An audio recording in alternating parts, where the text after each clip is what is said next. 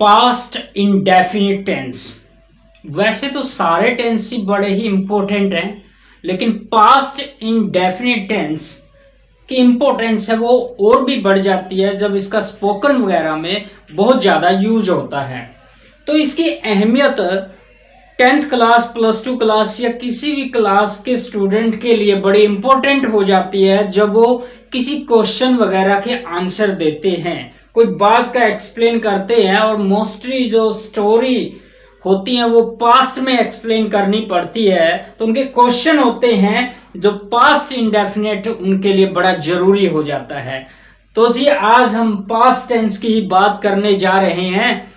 Hello everyone, this is Rajendra Singh and you are watching English by Rajendra sir. तो ज्यादा time waste ना करते हुए आज का टॉपिक स्टार्ट कर देते हैं। जी आज का टॉपिक पास्ट इंडेफिनिट टेंस।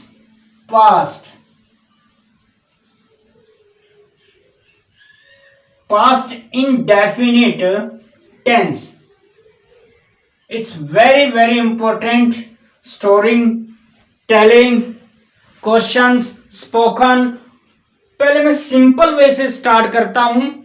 आज आप बड़े आसान तरीके से पास्ट इंडेफिनिट सीखने वाले हैं। मैं आपको इसकी खास बात बताऊंगा, इस टेंस की क्या खास बात है। ये इस टेंस सबसे अलग है और इसकी इंपॉर्टेंस है दूसरे टेंस से बिल्कुल ज्यादा बन जाती है। उसकी इंपॉर्टेंस, वो पॉइंट, वो यूजेस, वो एग्जांपल्स आपके सामने 1 बाय 1 आते रहेंगे और कुछ हम बड़ी दिलचस्प बातें करेंगे, ग्रामर की बातें करेंगे, कुछ ऐसी बातें बताऊंगा जो आपको यही सीखने को मिलेगी सबसे अलग। जी तो बिल्कुल शुरुआत से हम स्टार्ट कर लेते हैं। जिसको आज तक कोई टेंस नहीं आए तो आज आप टेंस सीखने वाले हो पास्ट इंडेफिनिट बड़े आसान तरीके से। आज नहीं सीख पाए तो कभी नहीं सीख पाएंगे। थोड़ा सा ध्यान दे दीजिए, बस थोड़ा सा। मैं बिल्कुल बिगनर से लेकर फिर एडवांस तक की बात आपको बताऊंगा। आप जहां तक समझ सकते हैं वहां तक समझेंगे, दूसरी बार वीडियो देखेंगे, फिर थोड़ा आगे जाएंगे, फिर तीसरी बार, चौथी बार, ऐसे बार देखते देखते आप टेंस एडवांस तक सीख जाएंगे बड़े आसान तरीके से। देखिए जी, पास्ट इंडेफिनिट टेंस, बहुत सारे टीचर से आपने सुना होगा कि हिंदी के जो वाक्य होते हैं उनके अंत में था, थे या थी आता है। बहुत सारे टीचर यही बताते हैं, या फिर कुछ टीचर है वो आ, ए, ई भी बताते हैं, या छोटी लगाओ या बड़ी लगाओ, दोनों इस हिसाब से बताते हैं। या फिर बताते हैं ता था, ते थे, या फिर ती थी, हुआ था, हुए थे, हुई थी, ये बातें बताते हैं। और दूसरी तरह से भी बताया जाता है, अलग अलग तरीके से। जी हमें हिंदी के हिसाब से भी सीखना है, इंग्लिश के हिसाब से भी सीखना है, सब कुछ अच्छी तरह से हमें आ जाना चाहिए। तो मैं इनके लिए एक ही बात कहता हूं, कोई भी हिंदी की वर्डिंग बोलेंगे तो मोस्टली लगभग क्या बात आती है, आ, ए, ई। कैसे जी, आ, ए, ई, आ, ए, ई या ई, तो लगभग यही रहता है। ये तो हिंदी का मैटर हो गया। अब इंग्लिश के हिसाब से समझ लीजिए, पास्ट की कोई बात जो इनडेफिनिट होती है, डेफिनिट नहीं होती, इनडेफिनिट होती है। जैसे राम स्कूल गया, हमें पता ही नहीं वो किस टाइम गया, वो परफेक्ट टाइम नहीं दिया होता है, बस राम स्कूल गया। तो जी राम स्कूल गया, ये पास्ट इंडेफिनिट का हो जाता है क्योंकि बात इनडेफिनिट है। जी यहां तक आपको आ गया होगा अच्छे से समझ में। फॉर्मूला ले लेता हूं मैं, subject plus second form of the verb plus object. ये रहेगा सिंपल सेंटेंस के लिए।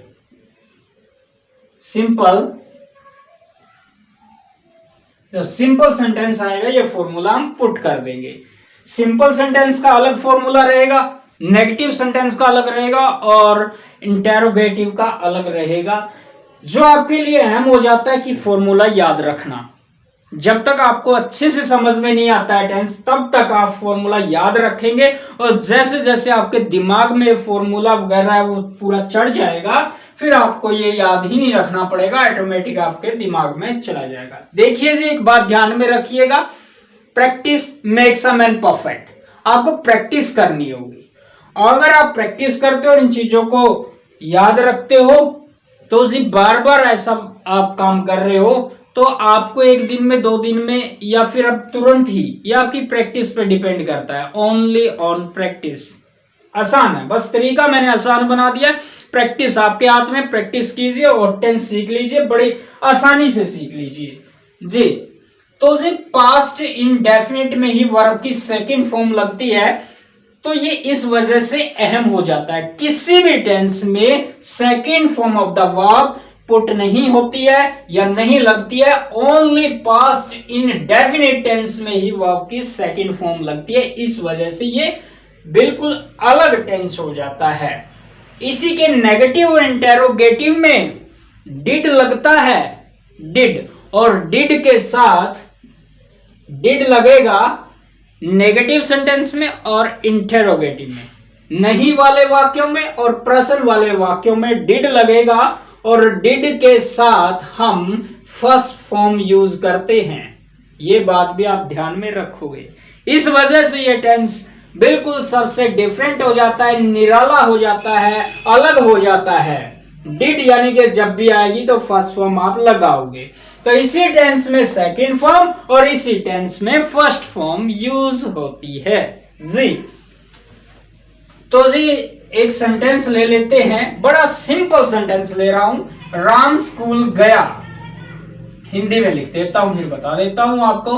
राम स्कूल गया, बनाइए जी, क्या बनेगा? फॉर्मूला आपके सामने है, आपके सामने। तो पहले सब्जेक्ट की बात कर लेते हैं। तो सब्जेक्ट हमने रख लिया राम, राम स्कूल गया भाई, ठीक है, राम स्कूल गया। तो यहां सब्जेक्ट हमने पुट कर दिया। फिर बात आती है वर्ब की। वर्ब जिसमें एक्शन होता है, वर्ब जिसमें एक्शन होता है वो गया, जाना, एक ही बात है, वो है आपका गो। लेकिन गो के लिए आपको सेकंड फॉर्म चाहिए। इसके लिए आपको वर्ब सारी की सारी लर्न कर लेनी होगी, या यूं कहे कि आपको सेकंड फॉर्म का बिल्कुल अच्छे से पता होना चाहिए। सेकंड फॉर्म का पता है, गो का वेंट हो जाता है, आपको लर्न कर लेनी है वो वेंट। राम वेंट, भाई ऑब्जेक्ट की नीड हो रही है, कहां गया? स्कूल गया। Ram went to school. कुछ बच्चे पूछ लेते हैं कि टू कहां से आया सर? ये तो फॉर्मूला वगैरह में नहीं था, ये प्रपोजिशन है भाई, कंजक्शन है, आर्टिकल है, वो इनके साथ लेके आने होते हैं। एक वीडियो है लेटर वर्ड सेंटेंस, उसमें भी बताया गया है इनकी क्या इंपॉर्टेंस है, कैसे आपको इंग्लिश आएगी, उस तरह से काम करना है आपको। तो जी किस तरफ गया? स्कूल की तरफ गया, यानी कि किस डायरेक्शन में गया? स्कूल गया। तो इस वजह से यहाँ प्रपोजिशन टू की जरूरत पड़ती है। Ram went to school. तो अब देखिए भी, जब आपके पास सिंगुलर सब्जेक्ट होता है और प्लूरल सब्जेक्ट होता है तो हेल्पिंग वर्ब उसके अकॉर्डिंग होनी चाहिए। लेकिन यहाँ तो हमारे पास फॉर्मूला में ही हेल्पिंग वर्ब नहीं है, तो आपको चिंता करने की जरूरत नहीं है। बड़ा अहम रोल हो जाता है सब्जेक्ट सिंगुलर है या प्लूरल है, ये मैटर बड़ा अहम है। हमें देखना पड़ता है बहुत सारे टेंस में कि सब्जेक्ट सिंगुलर है या प्लूरल है। जी मैं आपको बता देता हूं, जिस टेंस के फॉर्मूला में जहां हेल्पिंग वर्ब है ही नहीं है, जहां हेल्पिंग वर्ब है ही नहीं है, या जिस टेंस में हेल्पिंग वर्ब नहीं लगती है, तो आपको सब्जेक्ट चाहे सिंगुलर है प्लूरल है कोई मैटर ही नहीं है, आपको उसकी चिंता करने की जरूरत नहीं है। और जहां एक ही हेल्पिंग वर्ब हो वहां भी आपको चिंता नहीं करनी है कि सब्जेक्ट सिंगुलर के साथ कौन सी, प्लूरल के साथ कौन सी। जब हेल्पिंग वर्ब है ही नहीं है, जो मेन वर्ब सेकंड रखिए सेकंड लगा दीजिए, सिंगुलर प्लूरल का कोई चक्कर नहीं है। और जब एक हेल्पिंग वर्ब है तब भी कोई प्रॉब्लम नहीं है, एक हेल्पिंग वर्ब सिंगुलर सब्जेक्ट आए प्लूरल आए तब भी वही लग जाएगी। बिल्कुल सिंपल बात आपको समझ में आ गई है जी। जब दो या दो से ज्यादा हेल्पिंग वर्ब आती है तभी सब्जेक्ट सिंगुलर है या प्लूरल है, ये प्रॉब्लम आती है कि सिंगुलर के साथ कौन सा और प्लूरल के साथ कौन सा हेल्पिंग वर्ब लगाई जी। तो यहां तक आपने सीख लिया है राम वेंट टू स्कूल। अगर बोले ही वह स्कूल गया तो ही वेंट टू स्कूल, बोले वह स्कूल गई शी वेंट टू स्कूल, अब वे स्कूल गए तो दे वेंट टू स्कूल, आप स्कूल गए यू वेंट टू स्कूल, और हम स्कूल गए वी वेंट टू स्कूल। चाहे सब्जेक्ट सिंगुलर है चाहे प्लूरल है तब भी क्या हो रहा है, आई वेंट टू स्कूल सब में, क्योंकि second form of the verb लगेगी। कोई भी आपको सब्जेक्ट चेंज कीजिए और सेम सेकंड फॉर्म लगाइए, ऑब्जेक्ट लगाइए, बहुत सारे सेंटेंस बन सकते हैं। स्पोकन में काम आ सकता है, आपको एक क्वेश्चन का आंसर दे सकते हो, बड़ी इंपॉर्टेंट है। स्टोरी टेलिंग में तो बहुत ही अहम रोल होता है जी। नेगेटिव सेंटेंस की बात कर लेते हैं। नेगेटिव सेंटेंस, राम स्कूल गया, राम स्कूल नहीं गया। लो जी, राम स्कूल नहीं गया, बनाइए जी राम स्कूल नहीं गया, साफ लिख देता हूं जी। सब्जेक्ट लिख दिया राम, हेल्पिंग वर्ब रहती है, आपको फॉर्मूला वगैरह की जरूरत पड़ रही है, हेल्पिंग वर्ब ये आता है, यानी कि फॉर्मूला रहेगा सब्जेक्ट, फिर आएगी हेल्पिंग वर्ब आपकी, वो रहेगी need not, sorry did not plus first form of the verb. जैसे डिड आ गया तो फर्स्ट फॉर्म आएगी प्लस ऑब्जेक्ट आ जाएगा, ये रहेगा जी। Subject did not was first form plus object जी, ये हो जाएगा। राम डिड नॉट, अब यहां go first form of the verb, Ram did not go to school, Ram school नहीं गया जी। अब सेकंड सेंटेंस है वो है राम स्कूल नहीं गए, ये हो गया वह स्कूल नहीं गया। बनाइए वह स्कूल नहीं गया, तो आसान है, he did not go to school, आसान है, बहुत इजी है। नेक्स्ट भी आप बना सकते हो, वह स्कूल नहीं गई, she did not go to school, आप स्कूल नहीं गए, सॉरी दे, वे स्कूल नहीं गए, they did not go to school, आप स्कूल नहीं गए, you did not go to school, हम स्कूल नहीं गए, we did not go to school, मैं स्कूल नहीं गया, I did not go to school. बिल्कुल आसान, इससे आसान कुछ नहीं हो सकता। इंटेरोगेटिव सेंटेंस बनाने के लिए आपको क्या करना होगा, जैसे मैंने इससे पिछली वीडियोस में बताया हुआ है, क्या करना है, इसको आगे ले जाओ, इसको पीछे कर दो, बस इतना सा काम करना होता है, आपका इंटेरोगेटिव सेंटेंस बन जाता है। बड़े ही आसान तरीके से बन जाता है, बिल्कुल आसान तरीका। देखिए जी कैसे, मैं यहां राइट कर देता हूं, ये वाला सेंटेंस, डिड आगे ले आइए, डिड फिर राम लिख दीजिए, बस इतना ही करना है। Did Ram go to school, क्या राम स्कूल गया, और क्वेश्चन मार्क लगा दीजिए। आपको नोट भी लगाना है, आप रखिए वही, यहाँ इन्हीं को चेंज करना है, not to go to school करना है, नोट टू को यही लगा दो। अब फिर ये हो जाएगा, ये नेगेटिव भी हो जाएगा और इंटेरोगेटिव भी हो जाएगा। नेगेटिव प्लस इंटेरोगेटिव में सब्जेक्ट के बाद आता है और नेगेटिव सेंटेंस में आपकी हेल्पिंग वर्ब के बाद नोट आता है। आसान है, बहुत आसान, सब कर सकते हो। इस टेंस को बनाइए, बिल्कुल जी हाँ, इन दोनों की चेंजिंग है बस। Did he go to school लिखिए, did he not go to school लिखिए।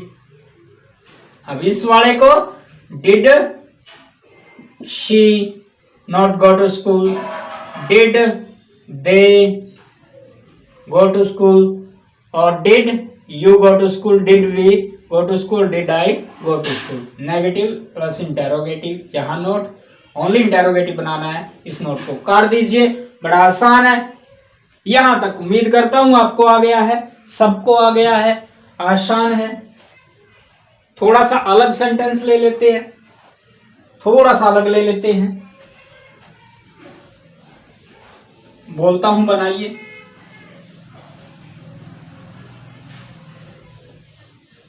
मैंने खाना खाया। मैंने खाना खाया। एफर्मेटिव है। मैंने यानी कि मैंने, खुद ने, आई ने। आई सेकंड फॉर्म लेके आनी पड़ेगी, सिंपल है। आई ईट एट। ईट एट एट। आई एट क्या खाया भाई? फूड को खाया। आई एट फूड, या फिर बोल दीजिए मील। हो गया, आसान है। इस तरह से आप बना सकते हो, प्रैक्टिस कर सकते हो, बहुत सारे सेंटेंस बनाइए। एक थोड़ा सा, ये सिंपल तरीका था, थोड़ा सा लेवल उठाता जाऊंगा मैं। अगर आपने एक बार वो वीडियो देखी है, दोबारा शुरू से देख लीजिए। इतना नहीं समझ में आया, दोबारा देखिए, फिर दोबारा देखिए, 4-5 बार देखेंगे, समझ में आ जाएगा। वैसे को एक बार में ही आ जाना चाहिए। तो जी थोड़ा सा क्या करते हैं, इंटेरोगेटिव है। अगर हम WH फैमिली लगाना चाहें तो कैसे लगाएंगे WH फैमिली? तो WH फैमिली हो जाएगी यहां, जैसे कि पिछली वीडियो में बताया था मैंने, WH फैमिली की पोजीशन होती है और शुरू में होती है। अगर यही सेंटेंस लिखना पड़े, did Ram go to school, क्या राम स्कूल गया? अगर बोल रहे इसी को, अगर हेल्पिंग वर्ब से आपका सेंटेंस स्टार्ट हो रहा है तो आंसर है वो यस और नो में ही आएगा। आप कोई और दूसरा आंसर दे ही नहीं सकते। देख लीजिए, दूसरा आंसर आप नहीं दे सकते। अब बोल रहे हैं क्या राम स्कूल गया? हाँ गया, नहीं गया, तो हाँ या ना में से आंसर आएगा जब हेल्पिंग वर्ब से क्वेश्चन स्टार्ट हो रहा है। अगर हम WH फैमिली की बात करेंगे तो यहां कुछ वर्ड लगाएंगे तो ये स्मॉल हो जाएगा। हम बोलेंगे राम, ये क्या कहा हमने, क्या राम स्कूल गया? क्या राम स्कूल गया? राम स्कूल क्यों गया? तो वाई आ जाएगा, why. WH family, WH family होती है what, when, why, where, how. आपको पता भी है WH family. WH word question word भी बोल देते हैं। Why did Ram go to school, इस तरह से। व्हेन लगा दो, when did Ram go to school, Ram school कब गया। How did Ram go to school, Ram school कैसे गया। यानी कि जो इनका मीनिंग होता है उसके आधार पर अब आंसर आएगा। अगर हेल्पिंग वर्ब से आपका सेंटेंस स्टार्ट है तो यस और नो में आता है, कोई भी टेंस है चाहे। अगर WH फैमिली से स्टार्ट है, व्हाई तो रीजन देना पड़ता है, व्हेन कब वो टाइम बताना पड़ता है, हाउ कैसे वो तरीका बताना पड़ता है। ये WH फैमिली का काम है, क्वेश्चन वर्ड का काम है। हम धीरे धीरे एक्सप्लेन करते जाएंगे इन बातों को जी। अब एक अलग से सेंटेंस ले लेते हैं, तो पास्ट टेंस यूजेस में बात कर लेते हैं। पास्ट टेंस का यूज कहां कहां होता है? यस्टरडे मिलेगा आपको, लास्ट मिलेगा आपको, लास्ट ईयर, लास्ट मंथ, या कोई पास्ट की कोई डेट मिलेगी। जैसे कि हम हिस्टोरिकल इवेंट्स, घटनाएं होती हैं, उनका जिक्र करते हैं तो भी पास्ट इंडेफिनिट का जिक्र कर सकते हैं। वैसे बुक्स वगैरह में बताया गया कि अगर पास्ट इंडेफिनिट में मतलब हिस्टोरिकल इवेंट यूज करें तो कोई दिक्कत नहीं है, लेकिन बड़े अच्छे तरीके से पास्ट की घटनाओं का जिक्र करने के लिए पास्ट इंडेफिनिट यूज ना करके प्रेजेंट इंडेफिनिट भी कर देते हैं कई बार। लेकिन आप पास्ट इंडेफिनिट यूज करते हो तो कोई गलत नहीं होगा, ये नहीं होगा। पास्ट के कुछ वर्ड शो हो जाते हैं, last week, last month, yesterday, the day before, इस प्रकार से, द अदर डे, अगो, इस प्रकार से।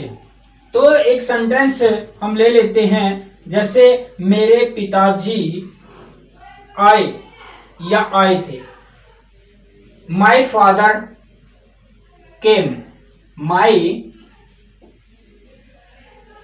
फादर केम, मेरे पिताजी आए।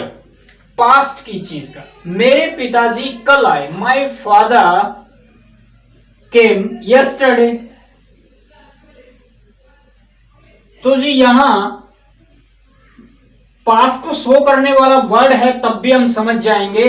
अगर यहां ब्लैंक दिया हुआ है, क्या आएगा? केम आएगा। साथ में अब आपसे वर्ड फिल करवाऊंगा और साथ में ये बताता जाऊंगा आपके लिए। यहां लास्ट डे आ जाए, लास्ट मंथ आ जाए, यस्टरडे आ जाए, अगो आ जाए, 2 days बिफोर आ जाए, कुछ इस प्रकार से पास्ट को शो करने वाली वर्डिंग होगी, तो हम पास्ट इंडेफिनिट टेंस को समझ लेंगे जी। अब एक सेंटेंस और लीजिए और उसमें आप फील करेंगे ही डैश ऑन संडेज। जी हाँ, बिल्कुल ऐसा आएगा, इधर कोई गलती नहीं है, संडेज मैंने जानबूझ के लिखा है। ही डैश ऑन संडेज, तो यहां गो रहेगा, तो हम संडेज को वेंट लिख देंगे। ही वेंट ऑन संडेज, वो संडेज को गया। या अगर आपने बहुत कम देखा होगा संडेज वगैरह, मंडेज वगैरह ऐसे लिखा हो, आपने संडे, यानी कि ऐसा आपने यहां नहीं देखी होगी। तो मैं आज आपको बता देता हूं, संडेज मीन एवरी संडे। जी हाँ, ध्यान रखिए इस बात का, बड़ी अहम बात है ये बहुत जरूरी है। ही वेंट ऑन संडेज, वो संडेज को गया। तो ये नेक्स्ट कुछ बात है, अगर पास्ट की कोई चीज एक्सप्लेन करनी है, पास्ट के एक्शन को आपने एक्सप्लेन करना है, तो पास्ट इंडेफिनिट टेंस आप यूज कर देते हैं। प्रेजेंट की हैबिट वगैरह को अभी आपने जिक्र करना है, तो प्रेजेंट इंडेफिनिट, प्रेजेंट की हैबिट बतानी है प्रेजेंट इंडेफिनिट, पास्ट की हैबिट बतानी है तो पास्ट इंडेफिनिट यूज हो जाता है। दोनों में कुछ वर्डिंग है वो रहती है, जैसे always, seldom, never, often, stressly, rarely, ये कुछ वर्डिंग होती है प्रेजेंट इंडेफिनिट और पास्ट इंडेफिनिट। कुछ टीचर बताते हैं कि वो गलतीवश बता देते हैं कि प्रेजेंट इंडेफिनिट में ये वर्डिंग रहेगी, पास्ट में नहीं रहेगी। नहीं जी, ये दोनों टेंस में हो सकता है ये वर्डिंग। जैसे एक सेंटेंस ले लेते हैं, it is time, it is time जी, इट इज टाइम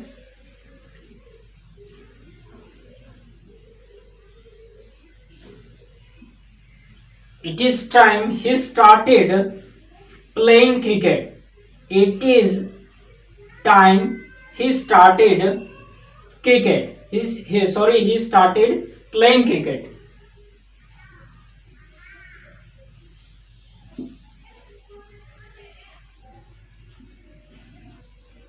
क्रिकेट। तो इसमें मैं क्या बताने जा रहा हूं आपको जी, सेंटेंस देख लीजिए आप। तो इसका क्या रहता है, it is time, it is high time, it is about time, etcetera. इस प्रकार से हो, ये वर्डिंग हो, तो यहां इनके बाद सिंपल पास्ट टेंस यूज होता है। और उसमें भी आपको अहम बात यह हो जाती है, जब यहां सब्जेक्ट दिया हुआ है तो सेकंड फॉर्म हो जाती है, और यहां सब्जेक्ट नहीं दे रखा है तो टू आ जाता है। इट इज टाइम टू आ गया, it is time to study, यानी कि first form of the verb लग जाती है अगर टू दे रखा है। तो ये भी रूल आपको अच्छे से कर लेना चाहिए, समझ लेना चाहिए। सब्जेक्ट आता है तो second form of the verb आता है। तो ये रहता है, it is high time to study, it is time to study. तो इस प्रकार से ये बात होगी। तो नेक्स्ट जो सेंटेंस है वो देखिए, ही saw me today, ही saw me today। जी, ये अहम बात मैं आपको बताने जा रहा हूं। ही saw me today, उसने मुझे आज देखा या मुझे आज देखा था। तो कुछ वर्डिंग है या एडवर्ब ऑफ टाइम है today, this morning, this evening, this week, this month, this year, recently, ये प्रेजेंट को शो करने वाले वर्ड हो जाते हैं। और जिक्र हम कर रहे हैं पास्ट इंडेफिनिट का, तो जी तब भी ये वर्ड आते हैं, तब भी हम पास्ट इंडेफिनिट यूज कर देते हैं। ये प्रेजेंट को शो करने वाले वर्ड हैं, जी हाँ, तब भी हम पास्ट इंडेफिनिट यूज कर देते हैं। सिंपल पास्ट टेंस और प्रेजेंट परफेक्ट दोनों टेंस यहाँ यूज हो जाते हैं। ही शॉ मी टुडे, उसने मुझे आज देखा। ही शॉ मी दिस वीक, उसने मुझे इस सप्ताह देखा। या he has seen me today, he has seen me today, तो वह मुझे आज देख चुका है। तो इस प्रकार से भी ये टेंस रहेंगे। तो जी नेक्स्ट सेंटेंस है, थोड़ा सा एडवांस चल रहा है, आपको सिंपल से आए हैं तब तक, वहां तक सही है। थोड़ा सा आपको देखना पड़ेगा, ध्यान देना पड़ेगा इस बात पर। तो जी एक सेंटेंस और लीजिए।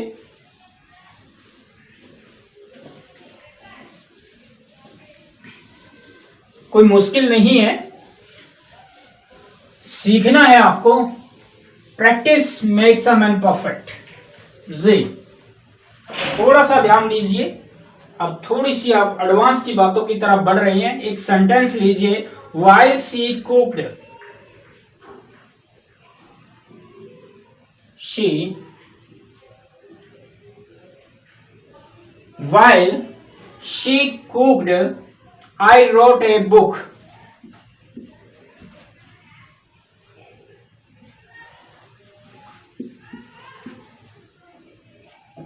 ध्यान दीजिए इस बात पर। While she cooked, I wrote a book. जब उसने खाना पकाया मैंने बुक लिखी। पास्ट सिंपल पास्ट टेंस का प्रयोग पास्ट में किसी एक्शन कार्य के होते रहने का बोध कराने के लिए जिक्र हो रहा है। पास्ट में दो चीजें हो रही हैं, जब जिस दौरान उसने कुक किया और उस दौरान मैंने क्या किया, मैंने रोट किया, बुक लिखी। तो इस प्रकार के सेंटेंस में यहाँ पास्ट इंडेफिनिट और पास्ट इंडेफिनिट हम यूज कर सकते हैं और अपने सेंटेंस स्ट्रक्चर को और बढ़ा सकते हैं, ज्यादा सोच सकते हैं, ज्यादा स्पीकिंग वगैरह में यूज कर सकते हैं। हमारा पास्ट इंडेफिनिट का दायरा हम बढ़ा सकते हैं इस प्रकार से।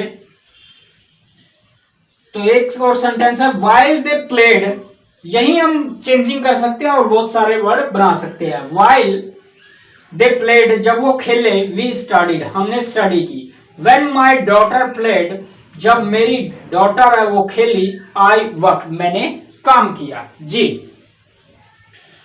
तो एक और सेंटेंस लीजिए, I wish,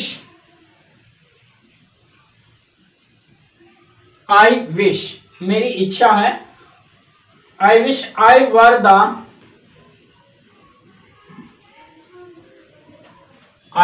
the king, या I were the king बोलो, I were the chief minister बोलो, I were the chief minister CM of Haryana, Punjab, Bihar, Rajasthan, Maharashtra, कहीं भी आप कुछ भी पुट कर सकते हो। तो यहां क्या बता रहा हूं मैं, आई विश है, इफ आई आ जाए फिर सेंटेंस हो। जैसे if I became the prime minister, मैं पूरा लिख ही देता हूं, if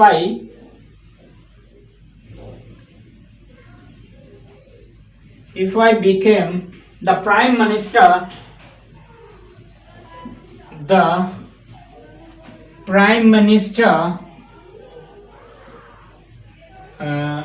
yes, Prime Minister of India, I would solve the problem of Kashmir.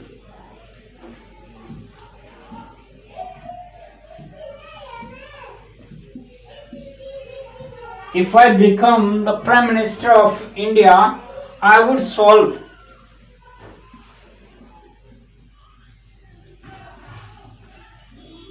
the problem of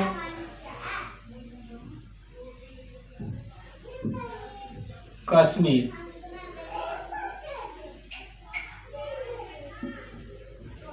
Kashmir ये सेंटेंस है, पढ़ लिया आपने। If I became the prime minister of India I would solve the problem of Kashmir. ये या फिर he talks as if,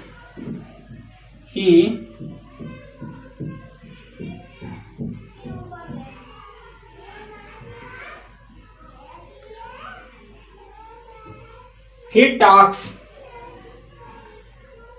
talks as if he were, as if माना होता है as if he were, he talks as if he were a king। ये sentence जी। तो इस प्रकार के सेंटेंस में क्या होता है, शर्त सूचक वाक्य, सॉरी शर्त सूचक नहीं है, स्पोजिशनल काल्पनिक वाक्य, एज आ जाए, एज इफ आ जाए, एज दो आ जाए, if only, I wish, we wish, he wishes, she wishes, they wish. इस प्रकार के सेंटेंस यहां से स्टार्ट है, ये वर्डिंग है। तो सिंपल पास्ट टेंस यहां प्रयोग होता है, सिंपल पास्ट टेंस यूज हो जाता है। If I became the prime minister, became second form आ गई, तो मैं सोल्व कर देता कश्मीर की प्रॉब्लम। तो यहां if he talks as he वैसे बात करती है, तो यहां के पोर्शन में जैसे वॉज या वर है तो वो पास्ट सिंपल माना जाता है, वॉज या वर। तो इस प्रकार से उसी तरह कंडीशन आ जाए, शर्त सूचक वाक्य है, इफ क्लोज लगी हुई है, if you reach to time. मैं सेंटेंस लिख देता हूं,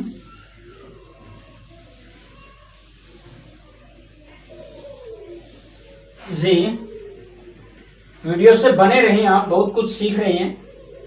if you reached in time, if you reached in time, if you reached in time you might catch the train, might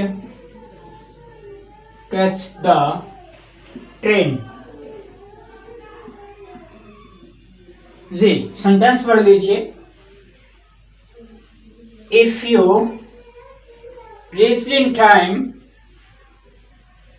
you might catch the train। शर्त वाले वाक्य if clause से start हो रहे हैं, इससे प्रेजेंट या फ्यूचर टाइम का बोध होगा। इफ कंडीशन वाले सेंटेंस है, इससे प्रेजेंट और फ्यूचर का बोध होगा, लेकिन लगाएंगे पास्ट इंडेफिनिट टेंस। समझ में आ गई है बात आपको? तो पास्ट इंडेफिनिट हमने लगा दिया है। इसमें मॉडल वगैरह यूज करते हैं, वो भी बात हम समझ जाते हैं, माइट आ जाता है। यहां फर्स्ट फॉर्म यूज होती है तो इसका प्रेजेंट रूप में यूज हो जाता है। या पास्ट है तो हम यहां से पास्ट, मॉडल का जो पास्ट रूप होता है वो भी आ जाता है। मॉडल की भी ये बात हम सीख लेते हैं इस प्रकार से जी। तो एक सेंटेंस और लीजिए, ही सेड, नरेशन भी आपने की होंगी जी। He said I want to read a novel, want to read a novel। ये सेंटेंस आपने देख लिया है। नरेशन, डायरेक्ट जो नरेशन है वो ये है, direct speech. He said I want to read a novel. तो जब इसका हम डायरेक्ट से इनडायरेक्ट बनाते हैं, प्रेजेंट इंडेफिनिट पास्ट इंडेफिनिट में चली जाती है, वो उसका फॉर्मूला भी मैं आपको बताता हूं। अगर आपको अच्छे से टेंस आ गए हैं तो मैं जैसे ये जिक्र आपको बताता हूं, कभी आपको पास्ट नरेशन सिखाऊंगा, तो नरेशन या वॉइस में भी काम आती है ये चीजें, बड़ी अहम बात है, तरीका है इसको याद रखने का। जैसे मैंने प्रेजेंट के टेंस बता दिए, पास्ट के बता दिए, फ्यूचर के बता दिए। ये प्रेजेंट इंडेफिनेट, ये कंटिन्यूस, ये परफेक्ट, परफेक्ट कंटिन्यूस, ये past indefinite, past continuous, past perfect, past perfect continuous, future indefinite, continuous, perfect, perfect continuous. Present के लिए, पास्ट के, ये फ्यूचर के। तो जी अगर चेंजिंग करनी होती है, नरेशन, नरेट करना, वर्णन करना, तो हम किस चीज का ऐसे वर्णन करते हैं, ऐसे लिखा होता है, ऐसे ही पढ़ते हैं, ऐसे वर्णन करते हैं। तो जो टेंस की चेंजिंग भी होती है वो ऐसी ही होती है। ये वाला इसमें चला जाएगा, ये वाला इसमें है, ये वाला इसमें है, तो इस वाले को टेंस को यहाँ ले आते हैं, इस वाले को ये है, ये शेल का शुड, विल का वुड, कैन का कुड, मेंबर का माइट, ऐसे हो जाता है। यहाँ से ये एरो यहाँ आ रहा है, ये एरो यहाँ आ रहा है, यहाँ से कोई चेंजिंग नहीं है तो नो चेंज है, उसी तरह ये वाला भी नो चेंज है। तो जी हम कर रहे थे ये वाला लेके, तो हम प्रेजेंट इंडेफिनेट, पास्ट इंडेफिनेट में ऐसे यूज कर देते। ये तरीके भी मैं जब नरेशन सिखाता हूं तब बताता हूं। पास्ट इंडेफिनेट की बात कर रहे हैं तो यहां जब हम चेंज करेंगे, वांटेड कर देंगे। अगर मैं पूरा लिखना चाहूं तो पूरा बता देता हूं, अगर आपने नरेशन सीखी है तो he said that, first person subject के अकॉर्डिंग वो ही हो जाता है, said that he wanted to read a novel, ये हो जाएगा पूरा जी। तो हम यूजेस कर रहे हैं पास्ट इंडेफिनेट, कहां कहां किस किस प्रकार के सेंटेंस में यूज हो सकता है। आप एडवांस की बातें सीख रहे हैं और ज्यादा इंफॉर्मेशन सीख रहे हैं। पास्ट इंडेफिनेट में सिंपल सा तरीका बताओ, एग्जांपल दे दूं, नेगेटिव हो गया, इंटेरोगेटिव हो गया, सिंपल हो गया, ये तो हर कोई बताएगा। ये सारी बातें आपको एक ही वीडियो में मिल रही हैं ये चीजें। तो जी देखिए, अगर एक सेंटेंस लिया हुआ है, इसको भी तोड़ने वाला एक दूसरा रूल देखिए। ही सेड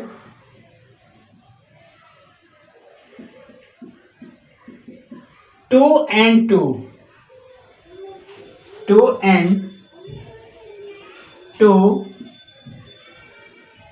मेक्स 4, ये सेंटेंस आपने देख लिया। He said 2 and 2 makes 4, तो ये डायरेक्ट स्पीच है। यहां क्या होगा, अभी हमने क्या सीखा था कि ये प्रेजेंट इंडेफिनेट है तो इसका पास्ट इंडेफिनेट ऐसे बन जाता है, चेंज हो जाता है। यहां चेंज नहीं होगा। क्यों चेंज नहीं होगा? रिपोर्टेड स्पीच में यूनिवर्सल ट्रूथ, साइंटिफिक ट्रूथ या कोई मैथमेटिकल फैक्ट दिया होता है या प्रोवर्ब्स वगैरह होती है, तो उसका जो स्पीच होती है वो दूसरे टेंस में चेंज नहीं होती, सेम का सेम रह जाता है। तो इसका क्या रह जाता है? He said that 2 and 2 makes 4, same रहेगा, कोई चेंजिंग नहीं आएगी। कंजक्शन बस आपका दैट लग जाएगा। ये जी ये रहता है। एक और सेंटेंस लीजिए, When I was writing a book, when I was writing a book, when I was writing a book, when I was writing a book, Ram arrived.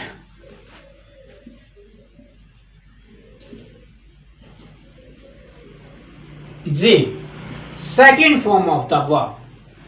तो क्या बता रहा है सेंटेंस? ये पास्ट में कोई कार्य हो रहा होगा, उसके दरमियान कोई दूसरा कार्य भी चल रहा होगा। पास्ट कंटिन्यूअस टेंस में वो चीज हमने रख देनी है और दूसरे काम के लिए पास्ट इंडेफिनेट हमने लगा देना है। When I was writing a book, जब मैं राइट कर रहा था एक बुक को, तो क्या हुआ? राम आया। पास में कोई एक्शन हो रहा होगा और उसके बाद या उस दरमियान कोई एक्शन होगा तो हम पास्ट इंडेफिनिट यहां लगा देंगे। नेक्स्ट सेंटेंस है she was cooking food. She was cooking food, वो खाना पका रही थी। when I came, और जब मैं आया वो खाना पका रही थी, ऐसे। या when her husband came, while she was watering the plants, जब वो he was watering the plant, plant को पानी दे रहा था, an insect bit, bite नहीं bit him, उसको काट लिया, past indefinite वगैरह ये ऐसे आ जाएगा। हाँ जी, लास्ट सेंटेंस है ये, देख लीजिए। The patient had died,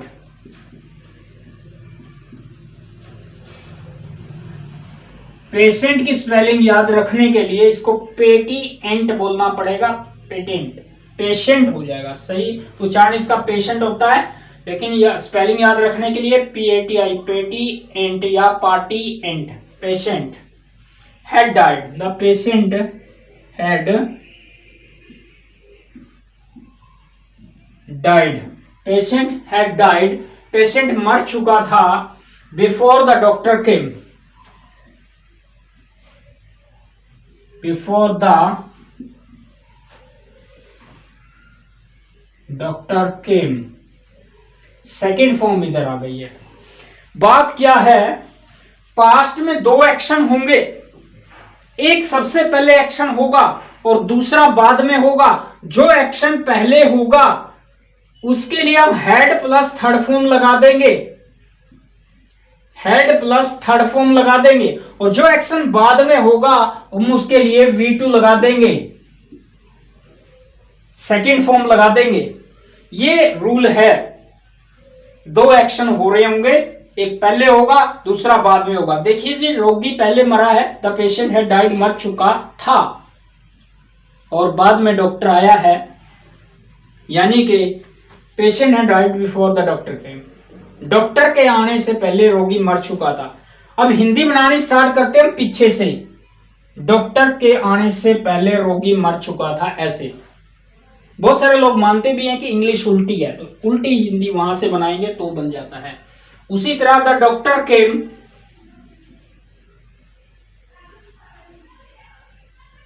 doctor came, the doctor came after the patient, after the patient had died,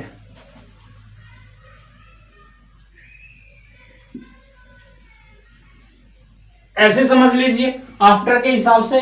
तो अब देखिए पहले काम कौन सा हुआ है, the doctor came after the patient had died, पहले काम कौन सा हुआ, after the patient had died, पहले रोगी मरा है, हम जो लगाया था उसके हिसाब से हिंदी बनाएंगे ना, फिर वो बात देखेंगे। जो पहले काम हुआ उसके लिए हेड प्लस थर्ड फॉर्म आ जाना चाहिए, जो बाद में होता है उसके लिए second form of the verb आ जाना चाहिए। तो जी द डॉक्टर केम आया, after the patient had died, the patient had died, रोगी मर चुका था, यानी कि रोगी के मरने के बाद डॉक्टर आया। हमने यहाँ कोई अंतर नहीं है, बस यही अंतर है, और बिफोर आफ्टर यूज करना था तो हमने ये कर दिया। या फिर हिंदी पीछे से बनाएंगे,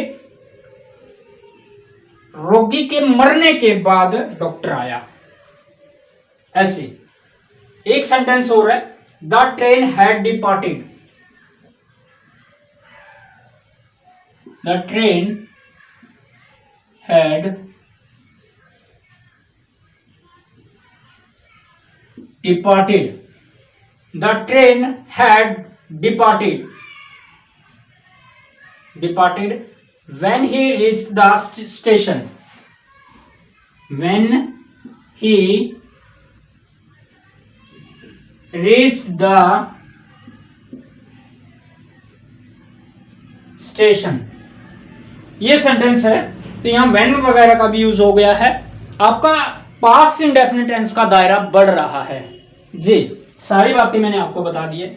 द ट्रेन हैड डिपार्टेड, एक ही बात ध्यान में रखिए, पहले काम एक्शन कौन सा हुआ और बाद में कौन सा हुआ। बाद में जो होगा उसके लिए हम second form of the verb use करेंगे, और जो पहले हो जाएगा उसके लिए had plus third form use करेंगे। ये दिमाग में हमारे है, तो हिंदी और उसी के हिसाब से बनाएंगे। The train had departed, train प्रस्थान कर चुकी थी, when he reached the station, जब वह स्टेशन पहुंचा, जब वह स्टेशन पहुंचा तो यहीं से लास्ट से हिंदी बना लो। जब वह स्टेशन पहुंचा तो ट्रेन प्रस्थान कर चुकी थी, डिपार्टेड हो चुकी थी। जी ये बहुत सारी और भी बातें हैं। मैं कभी भी नहीं स्टूडेंट को बोलता कि बस ये इतना हो गया और इससे बाहर कुछ भी नहीं है। एक लेवल होता है अभी, वो बढ़ता जाता है बढ़ता जाता है। नॉलेज का कभी भी एंड होता नहीं है। नॉलेज बहुत है, अथाह सागर है, कितनी भी ली जा सकती है। थोड़ी वीडियो बड़ी हो जाएगी तो मैं यहाँ स्टॉप कर देता हूँ। उम्मीद करता हूँ आपने बहुत सारी बातें आप जानी है पास्ट इंडेफिनिट को लेकर। तो जी मिलते हैं नेक्स्ट वीडियो में। तब तक मेहनत करते रहे, काम करते रहे, पढ़ते रहे, स्टडी करते रहे। Practice makes a man perfect. Okay, see you soon.